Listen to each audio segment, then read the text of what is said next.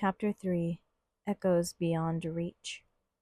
The air was heavy, not just with the ship's recycled oxygen, but with something thicker tension. It clung to Aizawa's fur like a second skin, burrowing deep in his muscles as he lay motionless, ears twitching at every distant creak of the ship's hull. The dull, rhythmic hum of the ship's life support system pulsed in the background, a mechanical heartbeat, steady and unchanging. It was the only predictable thing in this wretched place. Aizawa shifted slightly, adjusting his position against the cold metal floor. His ears twitched as Midori let out a faint whimper in his sleep, his small body shivering despite Aizawa's best efforts to keep them warm. Without thinking, he tightened his tails around them, wrapping each one carefully around all of the kits. He was careful to only squeeze Sero enough to provide comfort to the young spindler, but Bakugo and Todor he squeezed tightly. His fur was thick, but the metal beneath them was unforgiving, sapping warmth from their bodies no matter how close he held them. Even Bakugo burrowed into his touch, instinctively, pressing into him like he was a lifeline. They shouldn't be here. They should have been in the training halls, pushing their limits in controlled sparring matches, learning how to be defenders. They should have been home, in warm dens with full bellies and no reason to fear the night. Not curled up on the floor of a cell, trapped next to a creature that might be their deaths. Aizawa clenched his jaw, suppressing the quiet growl building in his throat. He forced himself to focus on the now. He took another slow, controlled breath and lowered his head, resting his chin lightly against Tokoi's back. They were his, and they had trusted him enough to follow him onto that damn patrol. They had wanted to help, to learn, to heal, to make the universe a little less cruel. Now they were here, trapped, caged like livestock. Who knew what these poachers intended to do with them? Aizawa's mind churned with the possibilities, each one worse than the last. Fight rings, auctions, experiments. He had seen the aftermath of poacher raids before. He knew what happened to those who were stolen away. The lucky ones were sold off quickly. The unlucky ones, they didn't last long enough to be sold at all. His claws pressed against the cold metal floor, flexing instinctively. This was his fault. He should have protected them. The thought burrowed into his chest like a parasite, festering, gnawing, an unbearable weight pressing against his ribs. These kids, they had trusted him, looked to him for guidance, for safety, and yet here they were, here, in this rotting place. His fault, his failure. Aizawa's tails tightened around the sleeping kits, pulling them closer, as if holding them a little tighter could erase what had happened, could change the ugly truth of where they were. But no, not yet. They were still here, still breathing, still alive. As long as that remained true, he wouldn't give up. He wouldn't stop watching, waiting, listening for the smallest opportunity. Wouldn't stop fighting for them, even if it was just through quiet defiance, through holding them close and keeping them warm in the dark. Even if he couldn't fix this, even if he couldn't save them yet, he could at least give them this, a moment of warmth, a moment where they could believe, even if just for a little while, that everything would be okay. The artificial glow of the hallway lights barely reached their cell, casting long, jagged shadows across the cold metal floor. The day cycle had ended some time ago, and though Aizawa knew the poachers kept a strict schedule, he didn't trust their word. The Terran, or whatever it was, had been drugged, dosed heavily enough that it should remain unconscious for at least the next full cycle, if not longer. That should have been reassuring. It wasn't. Aizawa's students remained tucked behind him, small bodies pressed close together, their fur warm against his own. His tail had curled around as many of them as possible, draping over them like a shield. Their breathing was deep, slow, in sync with one another. Asleep, for now. His secondary eyes adjusted to the dim lighting with ease, glowing faintly as he scanned the neighboring cells. The scent of fear lingered in the air, thick and suffocating, but it was the silence that unsettled him more. None of the other prisoners made a sound, not even the non-sapients. The only noises came from the occasional shuffle of movement, the quiet rustling of bodies shifting against metal floors. It was as though no one wanted to be the reason the creature woke up. They were waiting, watching, just like he was. A slight movement behind him caught his attention, the lightest brush of fur against his tail. Then a shift, slow and careful. Aizawa didn't react, only tilting an ear back as the weight against his tail shifted again. Midori. The kid stretched with a quiet rustling of fur, his small frame arching as he extended his limbs. The short green fur stood on end from sleep, the faintest glow pulsing along the bioluminescent stripes running down his back. They flickered for a fraction of a second before fading. A deep yawn followed, his snout unhinging wide, revealing rows of small, needle-sharp teeth. His long tongue curled before retracting, jaws snapping shut with a quiet click. Aizawa turned his head just enough to meet his gaze. Midori blinked up at him, glowing green irises reflecting what little light there was. A silent greeting. A question. Aizawa blinked back, slow and deliberate. Satisfied, Midori shifted, pressing back into the warmth of his tail, but keeping his ears perked. Unlike the others, he would remain awake now, his species built for the night. He would listen for changes, for danger, and Aizawa trusted him to do so. A long exhale left Aizawa as he let his head rest against his paws. The pounding in his skull had yet to ease, a dull, ceaseless throb at the base of his skull. Hunger gnawed at him, exhaustion draped over his limbs like lead. Every muscle ached, but the weight of his kits curled around his fur anchored him, grounding him in the moment. He let the steady rhythm of their breathing lull him, his tails curled protectively around their small forms.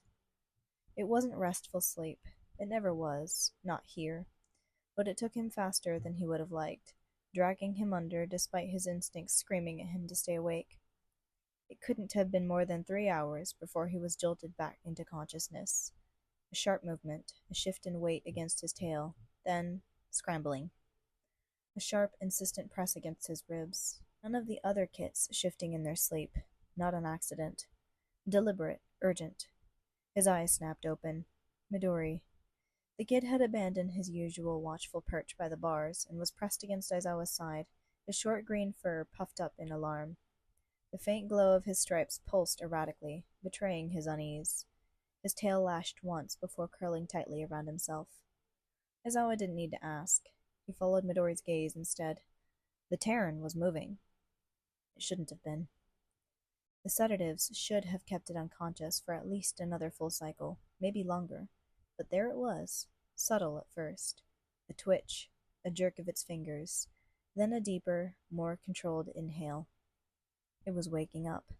With painstaking slowness, he adjusted his position, shifting just enough to place himself fully between the Terrans and the kits still asleep behind him. He didn't want them waking up, didn't want them seeing whatever was about to happen. Midori's claws flexed against the floor, his ears pinned back. His sharp green eyes flicked towards Aizawa in silent question. What do we do? Aizawa flicked his ear once. Wait. They didn't know how aware it was, didn't know if it was truly waking up or merely trapped in the hazy middle ground between unconsciousness and lucidity. But then, another shift. The thing's arms twitched first, sluggish, slow to respond. Its fingers curled weakly against the cold metal floor, grasping at nothing. The movements were jerky, uncoordinated, the body's instincts fighting through the last remnants of sedation. But it was fighting. It wasn't supposed to be able to do that. Not this soon. The Death Worlder stirred again, exhaling a slow, deliberate breath before shifting its weight. Its limbs trembled, muscles betraying its weakness. Its body still felt sluggish from whatever drugs had been pumped into its system. Still, it moved. A low groan left it, soft, barely more than a breath. The sound was strained, almost pained, as it shifted again, trying and failing to push itself upright. It rocked slightly, its balance unsteady, then stilled. A pause. Was it aware? Aizawa's ears flattened against his skull, his fur standing on end as tension coiled tight in his chest. A sharp, ragged inhale shattered the tense silence. The Death Worlder jerked upright. Midori flinched back with an inaudible hiss. His fur bristled in fear. The Terran's breath came fast and uneven, his chest rising and falling in sharp, shallow bursts.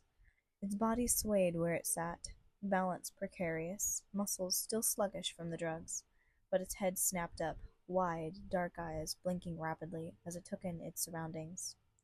The acrid stench of panic thickened, burning his nose and setting every one of his instincts on edge. Aizawa felt his muscles coil, every nerve in his body going taut. His tails curled tighter around his students, their small bodies tucked into his fur. Beneath him, Midori barely breathed, his usual glow dimmed to nearly nothing as Aizawa shifted more of his weight over him, ensuring every scrap of light was hidden. Another slow, uneven breath. Then, after several agonizing seconds, its breathing began to steady. The erratic, panicked gasps slowed, stretching into deeper, more deliberate inhales. The pulse hammering at its throat was still fast, too fast, but it was stabilizing, regaining control. That was worse.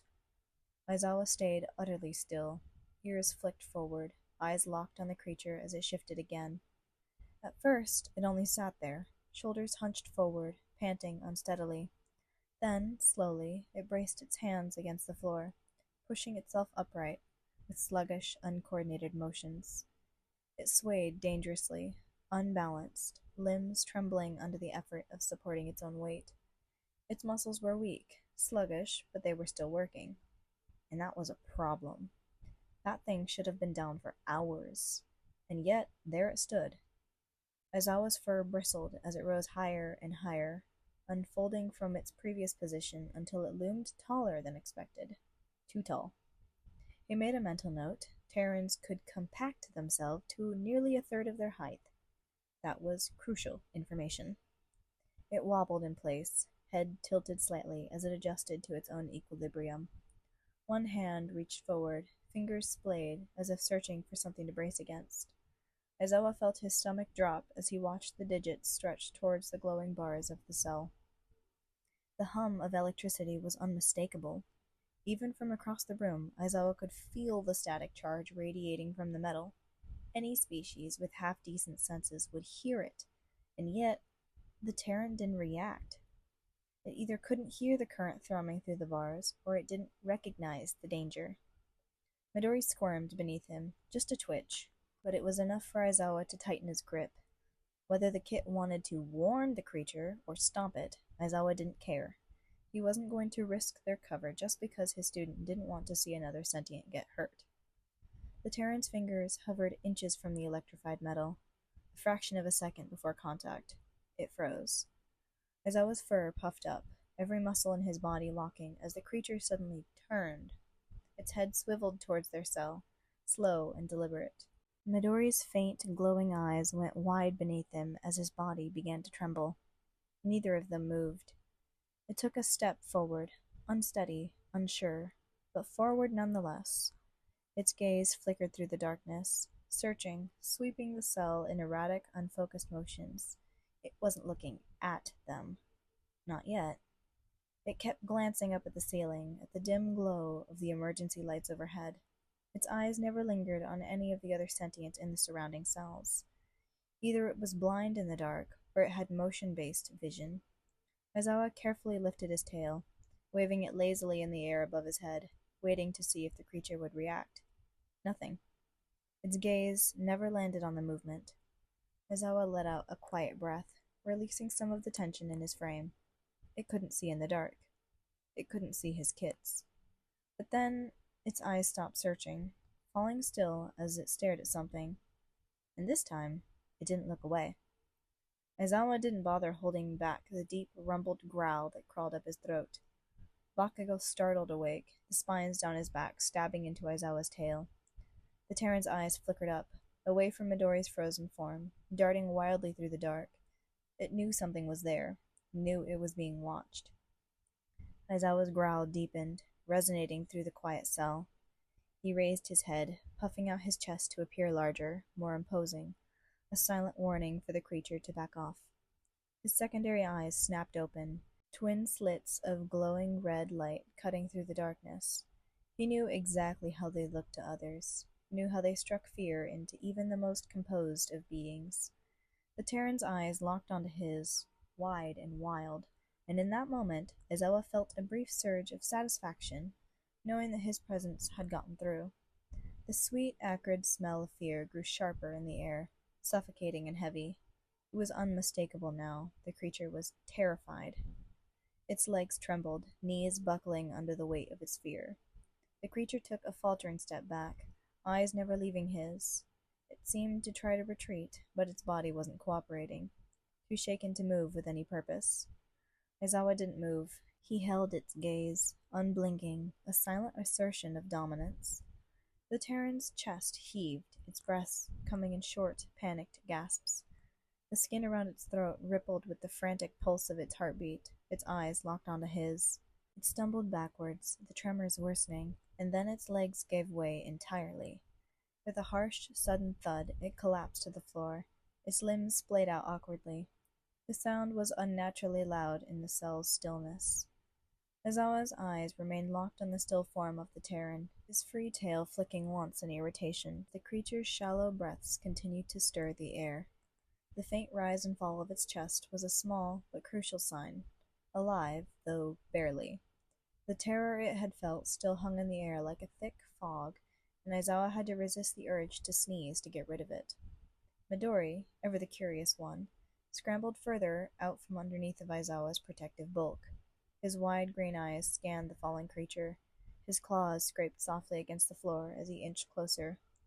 Tokoi and Bakugo were quick to follow, which left Sero, Kamen, and Todor, who refused to move. Each of them craned their necks, trying to get a better view. Did, did, did you scare it to death? Midori's voice was small, laced with a mixture of awe and concern. His eyes never left the unmoving form, and after a brief second, Aizawa caught the fear in his young student's scent.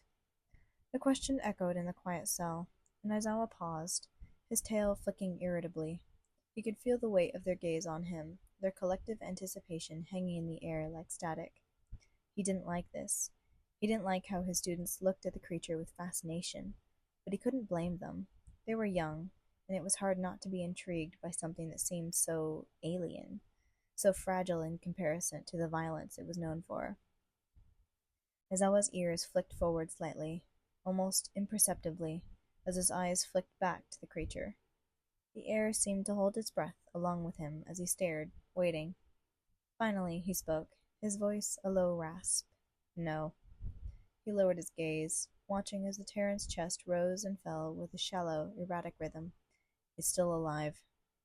Midori let out a small, relieved breath, but his eyes never fully left the creature's form. Bakugo let out a small grunt, furrowing his snout in confusion. Still alive? But it looks like it's not even moving, he muttered, his sharp tone tinged with disbelief. It looks done for.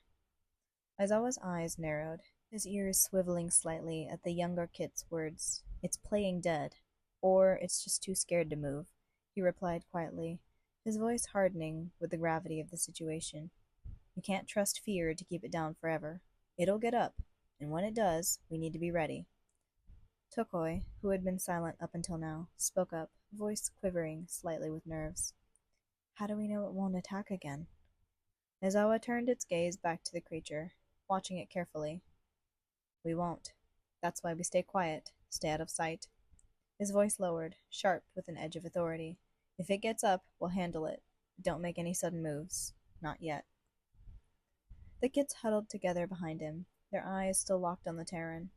Midori's tail flicked nervously, the tension radiating off of him.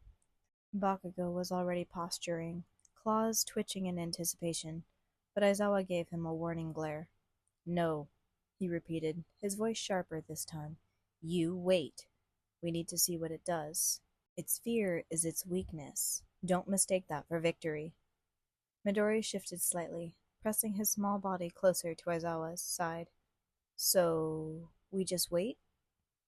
Aizawa exhaled a slow breath, his gaze fixed on the motionless form of the Terran, now eerily still. The cell was thick with the remnants of tension, and yet the quiet seemed to stretch on forever. For now, Aizawa said, his voice low and steady. But don't let your guard down. We're not out of danger yet. The silence stretched, but Aizawa's eyes never left the fallen creature. He could feel the weight of his students' gazes on him, but he didn't break his focus. He was the one who had to keep them safe, and right now that meant waiting, watching, and preparing for whatever came next. The day had started out fine, normal even. Patrol, paperwork, a quick coffee break, if downing a triple espresso in under a minute counted as a break, and then more patrol. That was his life. He could deal with that. But no. Of course, Nezu had to call him into his office during a patrol, asking him to tail a UA student, Yaoyorozu, just to make sure she got home safe.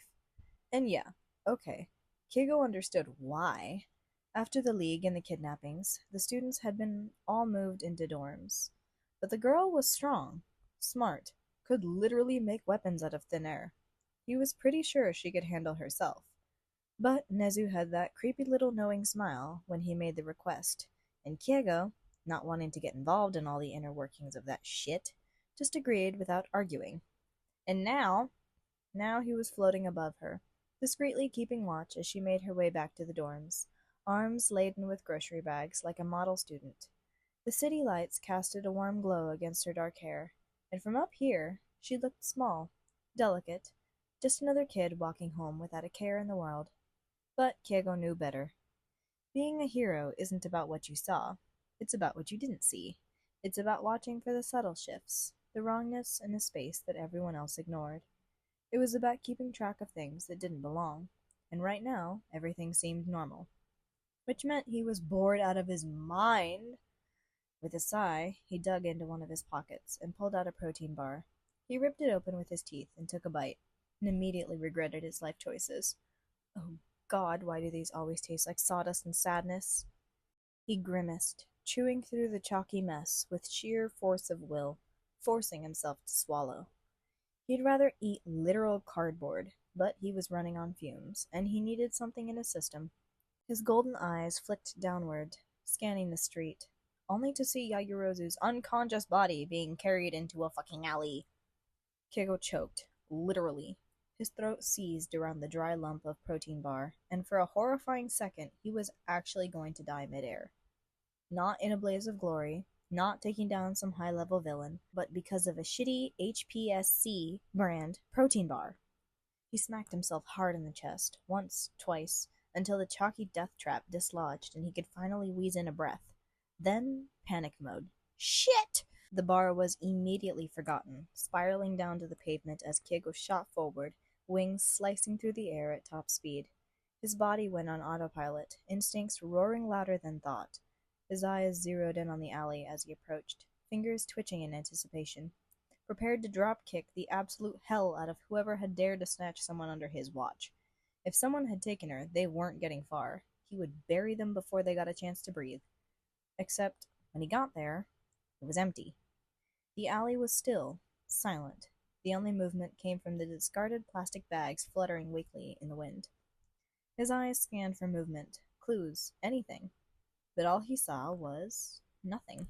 Not a single footprint in the dust, not a knocked-over trash can, not even the usual shady back-alley raccoon.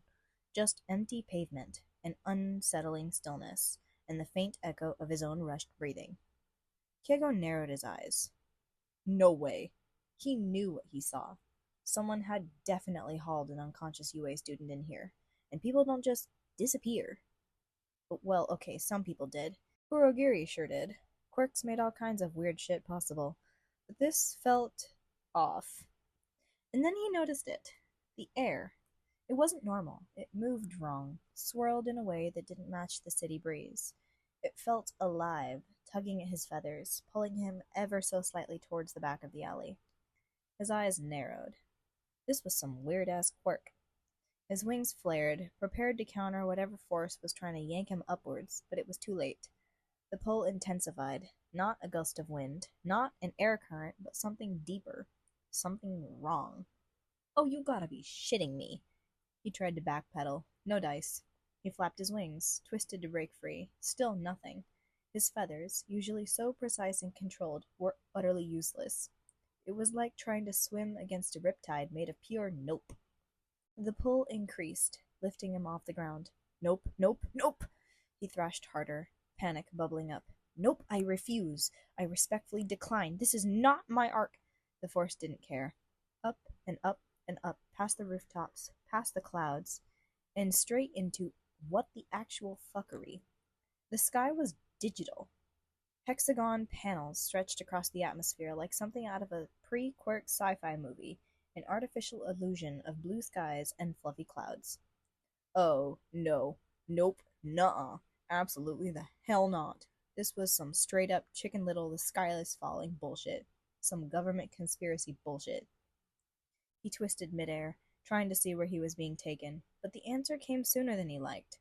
One of the hexagon panels shifted, and moved aside like some kind of goddamn space door, revealing a gaping black hole of nothingness. Kego did not like that. Kego did not like that at all. He thrashed harder, trying to break free, but his wings were useless against the unnatural force pulling him in. Nope, I'm good, thanks! He was yanked in, feathers ruffling violently as he was swallowed whole. Now, Kego would deny this to his dying breath, but if anyone had been around to hear it, they might have caught a very undignified high-pitched squawk as he disappeared into the abyss. Kego went limp, forcing himself to feign unconsciousness as he was sucked deeper into whatever the fuck this was. He didn't fight it, because if this was how Yaoyorozu got taken, then he was about to find out where she went.